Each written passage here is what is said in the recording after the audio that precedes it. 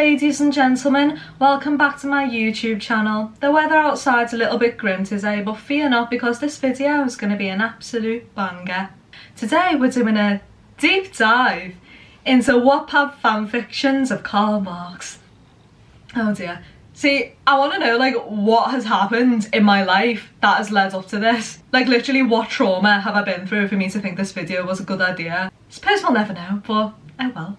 The first fanfiction we're starting with today is called Karl Marx and Adam Smith, Enemies to Lovers. Now, I don't know who Adam Smith is. I presume he's just a fictional character. So if you're watching this video now, what I recommend you do is pretend that you're Adam Smith so you get like the full POV experience. Like, does that make sense? And also like, do you know when leftists say you have to do praxis to like put your beliefs into action or something like that? I feel like this is my version of that. Like this is my way of spreading the word around to people. So you're welcome for that. But yeah, chapter 1.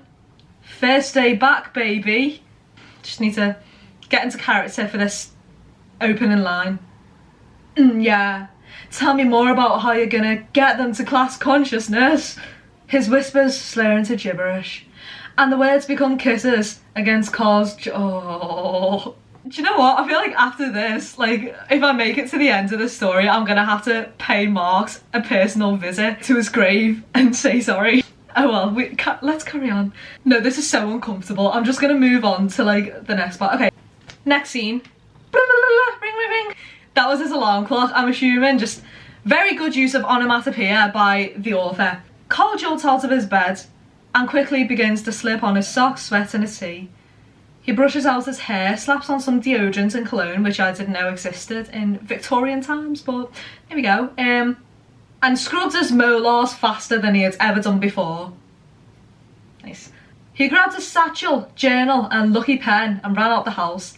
Fuck, I forgot my shoes, he thought to himself, quickly opening the door, slipping into his slides and skirting out the door to catch a subway on time. Okay, so obviously the authors went for a more modern day interpretation of the life of Marx. It was his first day of sophomore year. Oh, of course, they're American. It was his first day of school of sophomore year, university, and he didn't want to ruin the first bit. Okay, next scene. A ticket purchased later, Marx was on the subway riding towards his university. He turned on his phone, reading his missed DMs and text messages. And this is a text from Stalin now. This is so chaotic, I love it. So, Stalin. Hey, I heard that apparently the son of the owner of Tesla, Adam Smith, was going to our school. Must be exciting for you. Oh, okay. So now we've solved the mystery of who Adam Smith is. He's the fictional son of Elon Musk. Mark smiled a bit to himself reading the message, to which he replied, okay, I need to like get into character for this bit. I presume he's like an emo boy in the story, so we're just gonna... I could give less of a damn about who came to our school. I doubt they're in any of our classes. Besides, what do you mean we? Not showing up on the first day back, Stalin. Okay. Next scene, 3 hours later. So the rest of this chapter is just a bit boring. It's just him going to school and shit. Like, it's not that interesting. Chapter 2. Sexuality and gender was something Karl had for most of his life tried to avoid.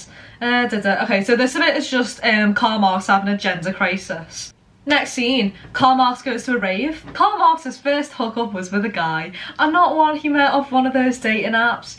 His friends of 11 years, Stalin, introduced him to European rave culture. The first rave Marx has ever attended to, he died at. Well, he nearly did.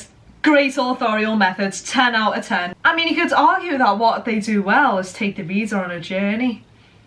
Not a pleasant one, mind you, but there we go. See, the thing is, Marx was pretty new to alcohol, let alone drugs. He tried them at his first rave. Okay, there's like not much left of this. After 2 whole beers worth of alcohol came out of his stomach, through his throat, into his mouth and out his lips. Oh, that is a lovely, lovely description. It barely missed the journal, but got onto the back of a man's shirt. Stalin, look, I'm so sorry, man. I really didn't. The man turns around. It wasn't Stalin. Dun dun dun! It's Adam Smith. And that's where the story ends. So this has 34 reads, one of which is mine now. But yeah, very riveting story.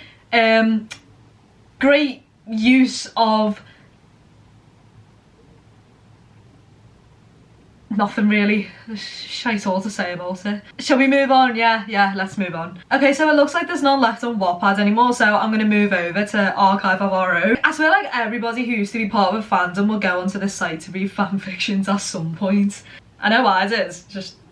Okie dokie, so we've got an X-Men and Karl Marx crossover. Ooh, this one looks interesting. So it's called Wage, Labour and Capital, and the characters are Engels, Marx, the proletariat, the bourgeoisie, class consciousness as a character, roleplay, exploitation, labour power. So just to give you like a taste of what the story entails, I'm going to read you the summary. Karl ran his strong fingers over Friedrich's mouth. Beg for it. Okay, he struggled against Karl's opposite hands pressed tightly to his wrist. Good worker. Good obedient little proletariat. Right, so now that nightmare's over, I'm scrolling through the rest of the story and it seems like it's not really a fanfiction, it's just theory. Oh, okay, this is just stuff written by Engels. Oh, do you know what? I actually think it's quite clever what this author's done. Just like lured people in with that and then forced them to read 10 chapters of theory. I'm not going to read it because I don't like reading. Underneath this one we have a Lazy Town and Marx crossover. I'm not even going to like entertain this one because it's too much. Like I can't do this. I mean, after this video I'm sure I will have convinced you all to get your hands on some theory, so if you want to read some, Das Kapital has been uploaded to this website. You're welcome.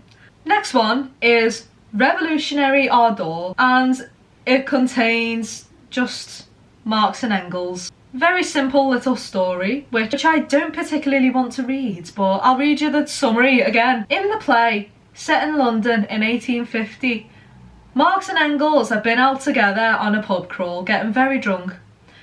At one point they piss against the wall and Marx becomes very interested in trying to get a good look at Engels.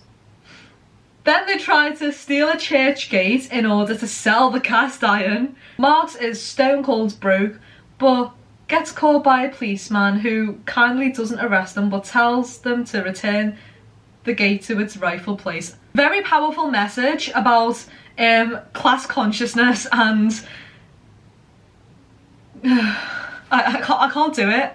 Let me have a look if there's anything like interesting in the actual story. In the absence of any other technique he can see available to him, he surges forward and kisses Engels deeply.